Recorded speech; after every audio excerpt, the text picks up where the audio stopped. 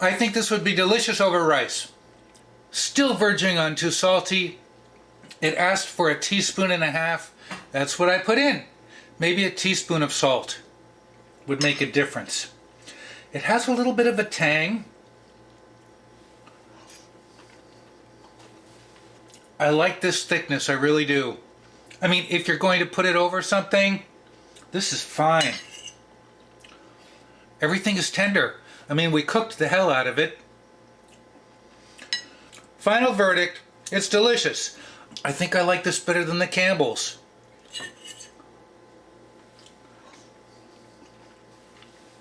It's just too salty, that's all.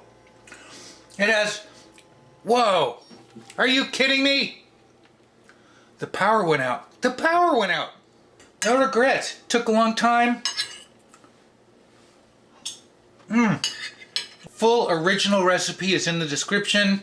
Cut back on the salt. I think it's a very tasty chili. Thanks for joining me this Friday. You know what I'm going to say? What am I going to say? Thanks for watching. Oh no! The power went out again? I just turned on the computer. Let's take a bite before the power goes out again.